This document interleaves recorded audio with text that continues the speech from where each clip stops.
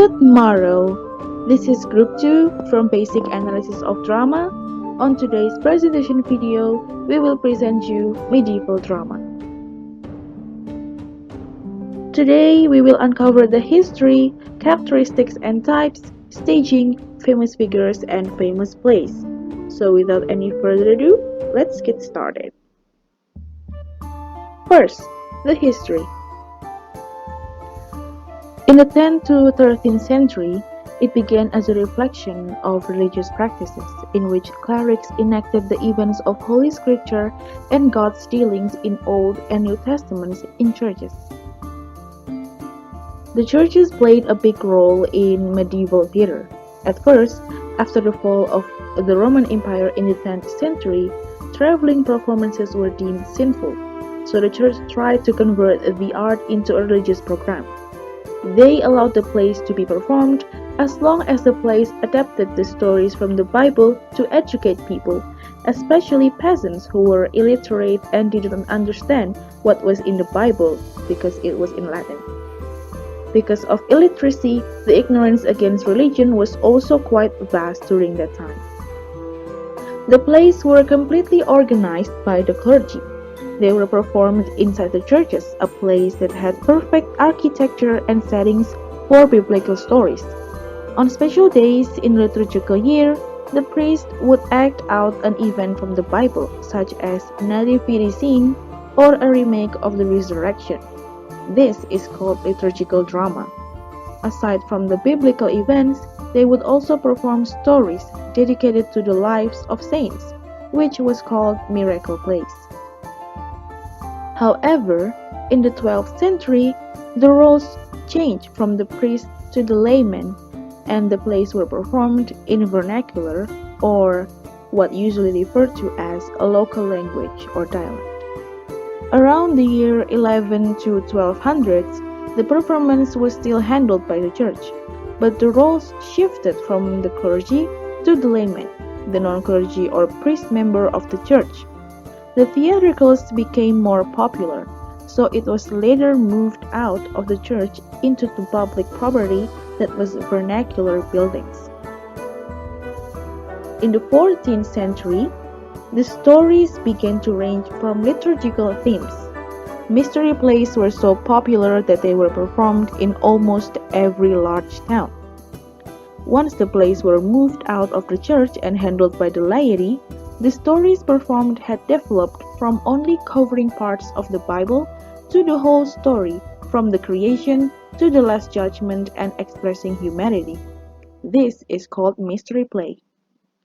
The themes in the play slowly drifted away from the religious ones, making the church stop its support. Due to the separation from the church, the plays tended to have more of a sarcastic tone to them, and sometimes even went as far as mocking priests and monks.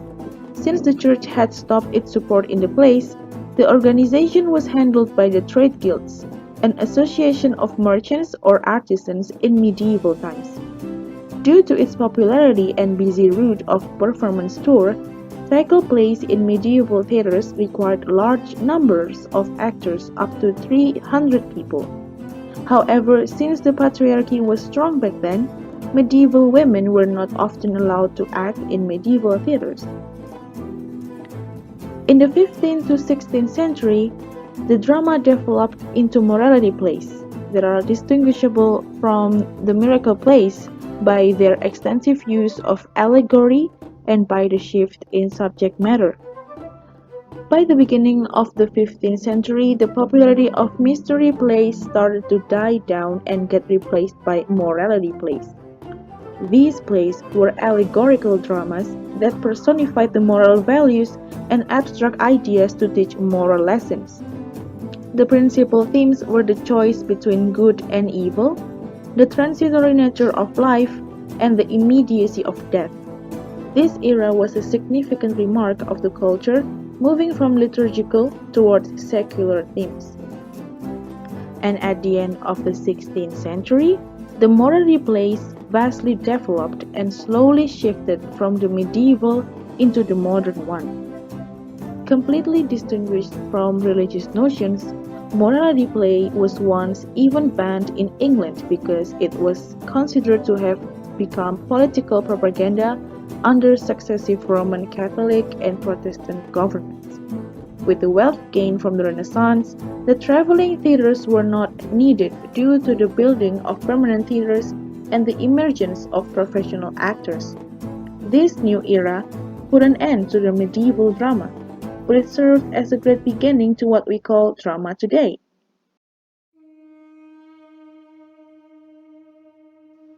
So let's review a little bit with the timeline here. First is the 10th to 13th century, liturgical drama enacting religious history. This when the church played a great role and when the plays were completely organized and performed by the clergy or the formal leaders that usually lead specific rituals in the church. However, in the 12th century, it was shifted from the clergy to the laymen and was performed in local language. Moving on, it was later moved out of the church into the public property due to the increased popularity of the theatrical performances. Next is the 14th century, where the performances are no longer limited to the church. The theme developed into miracle play. However, the themes also slowly drifted away from the religious ones, causing the separation with the church. Moving on to the 15th century, miracle plays developed into morality plays, which was a significant remark of the culture moving from liturgical towards secular or not bound by religious rule themes. And at the end of the 16th century, the culture faded and the morality plays shifted into the secular modern era of theater, marking the transition from the Middle Ages to the Renaissance with the great social change and put an end to the medieval drama.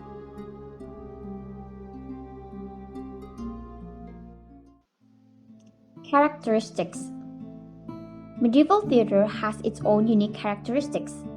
They usually portray opposite ends of heaven and hell in a production. This theme is used to enforce the church's beliefs on the people because during 925 to 975, theater re-established itself by the church and they support its diversity. Medieval drama can be divided into secular and religious strands. The secular works were relatively few in number and seem to be related to the musical tradition of mimes, minstrels, the troubadours, and similar vernacular poets. Religious plays included mystery, miracle, and morality plays. Miracle plays. Miracle plays, also called saints' plays, were plays dedicated to the lives of various saints rather than biblical events. Just like mystery plays, the miracle play originated to enhance the liturgical services and were later separated from the church. When this happened, they switched to the English language, became less and less religious, and performed in town festivals in the 13th century. The next one is mystery play. Mystery play is a play that covered the whole Bible from the creation to the Last Judgment while expressing humanity. It was held outside of the church in vernacular. The term mystery did not come from our term and the way it is used in the present day. It was not something that is difficult to understand and makes you curious. Instead, it was derived from the Latin word ministerium, meaning an association of clergy from different religious groups. Next and the last is the morality play. Morality plays stem from mystery and miracle plays. The plays were used to educate the masses on Christianity. Typically, morality plays try to teach through a theatrical point of view. These plays were allegorical dramas that personified the moral values and abstract ideas to teach moral lessons. Some common morality plays are The Castle of Perseverance, Higgs Corner, and Everyman. As it progressed, it stepped closer towards secularism, cutting ties completely with the Christianity notions. It was a significant bridge between the medieval era and the modern one. Staging. Pageant wagon. Pageant wagons, which were basically small stages placed on a wheeled wooden cart, were used during the popularity of mystery plays. During the peak of mystery plays, the plays were moved out of the church and performed on wagons into different towns, such as York, Chester, or Coventry. The pageant wagons contain 1 to 3 mansions or scenic locales and form several different stages. Usually, these stages would have 3 different parts and would represent earth, heaven, and hell, usually with the earth in the middle of the others. Fixed stage. The fixed stage consisted of a large mansion which served as different locations and scene changes during the plays. This stage was used for plays that had intricate tricks in the play. The actors could be lifted and lowered off the stage using what were then considered exemplary machineries such as trapdoors, fire, and flying techniques. Famous figures. First, we have Marjorie Kemp. Marjorie Kemp was a prose mystic writer. She wrote the Book of Marjorie Kemp. In her book, she wrote that she had visions of meeting Christ, in effect claiming a kind of sacred link to God that was not controlled or sanctioned by the church.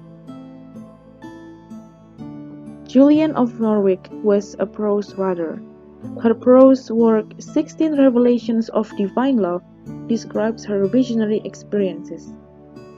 One of the most distinctive features of Julian's account of her visionary experiences is the way in which she conveys theological and indeed personal concerns in a direct manner to a lay readership through her use of imagery. Next is Geoffrey Chaucer. Geoffrey Chaucer is the most famous English writer of the Middle Ages. Chaucer is the writer whose work had the broadest range. He wrote about dream poems, long narrative poems about doomed love affairs, royal commissions, translations, and even early works of science writing. And then, of course, there's the vast red bag that is the unfinished Canterbury Tales. Famous plays. The York Mystery Plays. The York play is one of the most popular mystery plays. It is comprised one of the 4 complete surviving medieval play cycles, sometimes known as mystery cycles. The plays were performed together in a sequence to form a narrative that begins with the story of Adam and Eve and ends with the Last Judgment. Each one was performed on a stage wagon, which stopped at between 12 and 16 different locations in the city along a particular route. The final performance took place late at night when the Mercers Guild performed the Last Judgment pageant at a location rich with symbolic meaning. It was here that public announcements were made and public executions took place. I am maker unmade. I am life!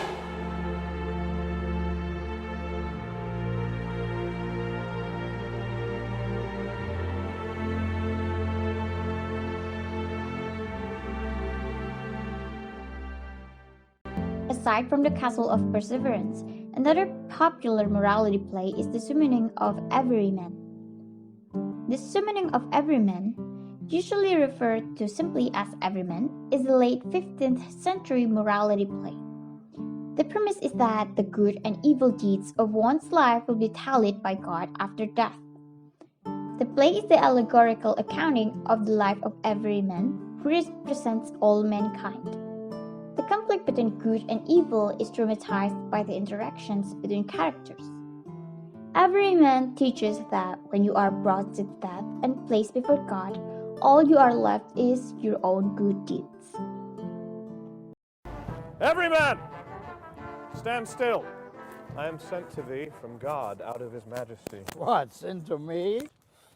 I am death, for it is God's commandment that all to me should be obedient. The last is St. George and the Dragon, one of the most popular miracle plays that had a great impact on literature. The most famous legend of St. George is the story of him slaying a dragon. This story has become a pioneer for the stories and fairy tales we often hear nowadays. During the Middle Ages, the dragon was a common symbol for the devil. The story of this play, as we can predict, follows St. George who has to rescue a princess who is imprisoned by the dragon. This story of bravery fit perfectly with medieval notions of chivalry and cowardly love and became a part of the Western culture and the blueprint of many love stories and fairy tales to come.